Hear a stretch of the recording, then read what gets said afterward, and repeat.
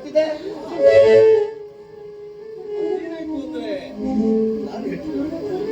ನಾನು ಹೇಳ್ತೀನಿ ನೋಡು, ನೀನು ಯಾರನ್ನ ಸೀತಾಮಾತೆ, ಸಾವಿತ್ರಿ, ಸತಿದೇವಿ, ಶಿರೋಮಣಿ ಅಂತ ಈ ಮನೆಗೆ ನೀನು ಕೈ ಹಿಡಿದು ನಿನ್ನ ಹೆಂಡತಿಯಾಗಿ ಕರ್ಕೊಂಡ್ಬಂದು ಅವಳು ಇವತ್ತಿಗೆ ಏನ್ ಮಾಡುದು ಗೊತ್ತಾ?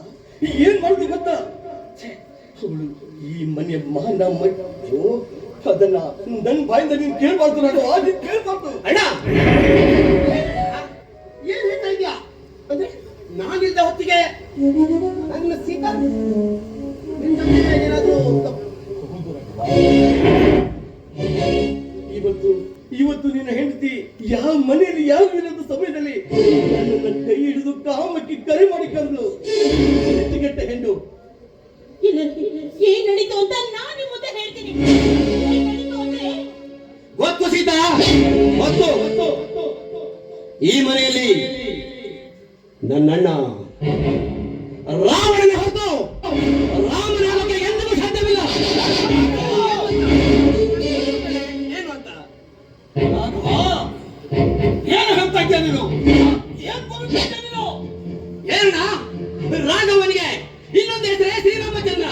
ನನ್ನ ಶ್ರೀರಾಮಚಂದ್ರನ ಪತಿ ಸೀತೆ ಅಂತಿರುವ ಈ ನನ್ನ ಸೀತೆಯ ಮೇಲೆ ಕಾಮನ ದೃಷ್ಟಿಯನ್ನ ಬೀರಿದೆಯಲ್ಲ, ನಿನಗೆ ರಾವಣನವೇ ಏನು ಅನ್ಬೇಕು? ಏನು ಹಿಡಿದು ಮಾತನಾಡು. ಹೊರತಾ ಇದ್ಯಾ ನೀನು? ಬೊಗಳ್ತಾ ಇಲ್ಲ ಅಣ್ಣ, ಸತ್ಯ ನುಡಿತಾ ಇದ್ದೇನೆ. ಶ್ರೀರಾಮನ ಪತ್ನಿ ಈ ಸೀತಾಮಾತೆ ಹಾಗೂ ಈ ರಾಘವನ ಪತ್ನಿ ಈ ನನ್ನ ಸೀತಾ. ಅಂತವಳ ಪತಿವ್ರತೆಯ ಬಗ್ಗೆ ನಿನ್ನವರು ಮುಚ್ಚ ಬಂದು ಅವಳ ಪವಿತ್ರತೆ ಬಗ್ಗೆ ಕೆಟ್ಟದಾಗಿ ಮಾತಾಡಿದ್ರೆ ನಾನು ನಂಬಿಡ್ತೀನಿ ಅನ್ಕೊಂಡಿದ್ಯಾ? ನೀನೆಲ್ಲ ಕಣೋ, ಈ ಭೂಮಿ ಮೇಲೆ ಎಂತ ದುಷ್ಟರು ಬಂದು ಎಂತವ್ರು ಬಂದು ಹೇಳಿದ್ರು ಕೂಡ ಈ ನನ್ನ ಸೀತಾ ಯಾವತ್ತಿದ್ರು ಪತಿವ್ರತೆ ಕಣ, ಪತಿವ್ರತೆ.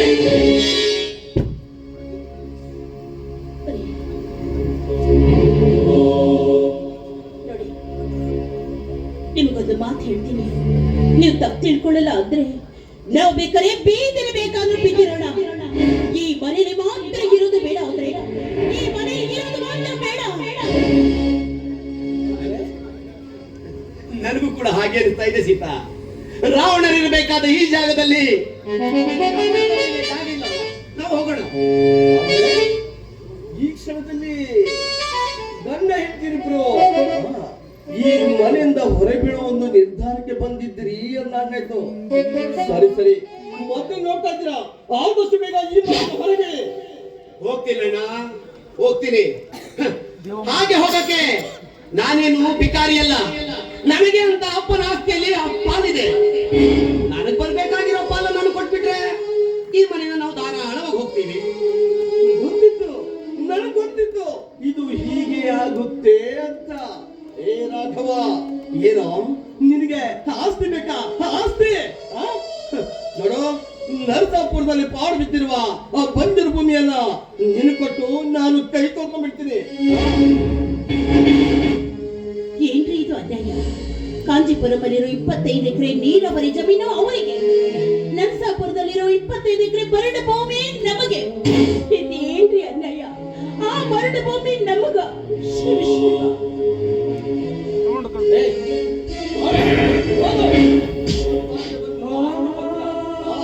ನನ್ನ ನಿನ್ನ ಜನ್ಮಕ್ಕೆ ಕಾರಣವಾದ ನಿಮ್ಮಪ್ಪ ಬರೆದಿಟ್ಟಿರೋ ಆಸ್ತಿ ಪತ್ರ ಇದನ್ನ ತೆಗೆದುಕೊಂಡು ಹೋಗಿ ಗಂಡ ಹೆಂಡತಿರಿಬ್ರು ಚೆನ್ನಾಗಿ ಬೆಲ್ಲ ಹಾಕೊಂಡು ಏನ್ ನೋಡ್ತಾ ಇದ್ದೀರಿ?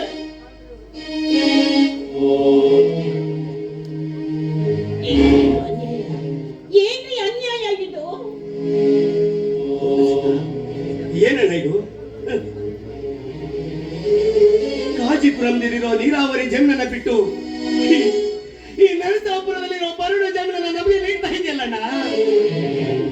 ಈ ಬರಡು ಭೂಮಿ ಕಾಗದ ಪತ್ರ ತೆಗೆದುಕೊಂಡು ಹೋಗಿ ನಾನೇನ್ ಮಾಡ್ತೆ? ಆ ಬಂಜರು ಭೂಮಿನ ಇಟ್ಟುಕೊಂಡು ನಾನೇನ್ ಮಾಡಿ? ನೀವಲ್ಲ ಕಟ್ಕೊಂಡು ಎಲ್ಲಾದ್ರೂ ಹಾಳು ಹೋಗಿ ಏನ್ ನೋಡ್ತಾ ಇದ್ದೀರಾ?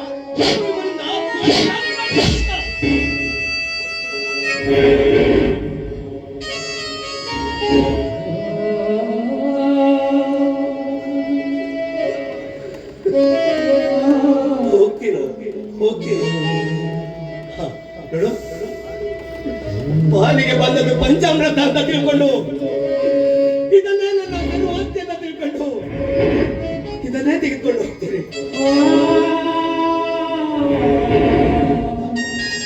ಆದ್ರೆ ಒಂದು ಮಾತು ಹೇಳ್ಬೋದಾ? ಹೇಳು. ಹೀಗಾಗಲೇ ನಾವಿಬ್ರು ಮನೆ ಬಿಟ್ಟು ಹೋಗ್ಬೇಕು ಅಂದ್ರೆ ಸಂಜೆ ಬೇರೆ ಆಗಿದೆ. ಇಂಥ ಕತ್ತಲ್ಲಿ ಈ ನನ್ನ ಹೆಂಡತಿಯನ್ನ ಕರ್ಕೊಂಡು ಎಲ್ಲಿಗೆ ಹೋಗ್ಲಿ? ಏನ್ ಮಾಡ್ಲಿ? ನೀನು ಒಂದೇ ಒಂದು ಅವಕಾಶ ಕೊಟ್ರೆ ಇವತ್ತು ಇವತ್ತು ಯಾವ್ದಾದ್ರೂ ಒಂದು ಮೂಲೆಗೆ ತಿಳ್ಕೊಂಡು ನಾಳೆ ನನ್ನ ಹೆಂಡತಿಯನ್ನ ಕರ್ಕೊಂಡು ಈ ಮನೆಯಿಂದ ಹೋಗ್ತೀನಲ್ಲ. ಸಂಜೆ ಆಯ್ತು ಅಲ್ವಾ? ಸರಿ ಸರಿ, ಈ ನಿನ್ನ ಮುದ್ದಾದ ಸುಂದರವಾದ ಹೆಂಡತಿಯನ್ನ ಕರ್ಕೊಂಡು ನೀನು ಎಲ್ಲಿಗೆ ಹೋಗ್ತೀಯ ಈ ರಾತ್ರಿಯಲ್ಲಿ? ಹಾ, ಒಂದ್ ಕೆಲಸ ಮಾಡು, ನೀನೆಲ್ಲೋ ಈ ನಮ್ಮ ಮನೆಯ ಮೂಲೆಯಲ್ಲಿ ಬಿಟ್ಟಿರೋ, ಮತ್ತೆ ಈ ನಿನ್ನ ಹೆಂಡತಿಯನ್ನ ನನ್ನ ಬೆಡ್ರೂಮ್ ಕಳ್ಸ್ಕೊಡು.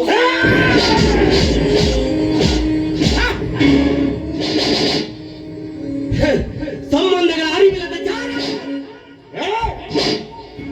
ಹುಟ್ಟಿದ ಅಣ್ಣ ಅಣ್ಣ ಅಂತ ಬಿಡ್ತಾ ಇದ್ದೀನಿ. ಇಲ್ಲಾಂದ್ರೆ ನಿನ್ನನ್ನ ಇಲ್ಲೇ ಸಾಯಿಸ್ತಾಗ್ತದೆ.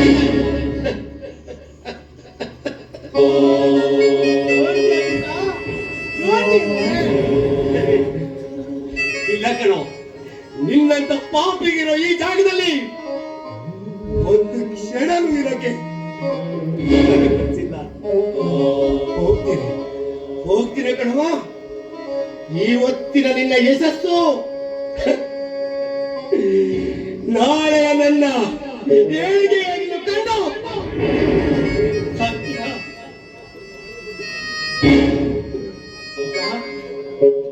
ದೇವ ಮಂದಿರದಲ್ಲಿ ದೇವರು ಕಾಣಲಿಲ್ಲ, ನ್ಯಾಯ ಮಂದಿರದಲ್ಲಿ ನ್ಯಾಯವು ಸಿಗಲೇ ಇಲ್ಲ. ದೇವ ಮಂದಿರದಲ್ಲಿ ದೇವರು ಕಾಣಲಿಲ್ಲ, ನ್ಯಾಯವ ಮಂದಿರದಲ್ಲಿ ನ್ಯಾಯವು ಸಿಗಲೇ ಇಲ್ಲ.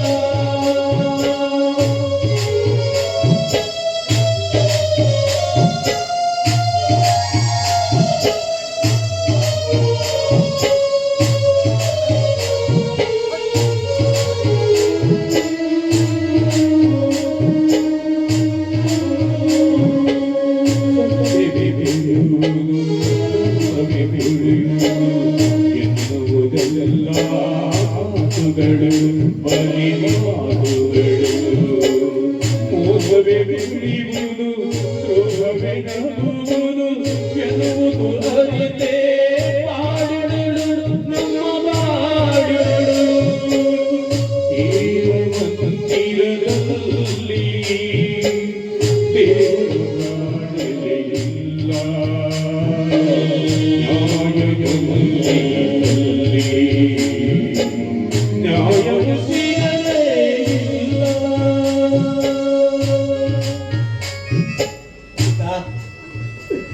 ಕೇಳುಗಾಲ ಸಮೀಪಿಸಿದಾಗ ಒಂಟೆಯ ಮೇಲೆ ಕುಳಿತವನಿಗೂ ನಾಯಿ ಕಟ್ಟತ್ತೆ ಅನ್ನೋದು ಮಾತು ಸತ್ಯ ಕಣೆ. ವಾಸಿತ, ನಾವೆಲ್ಲಾದ್ರೂ ಹೋಗೋಣ.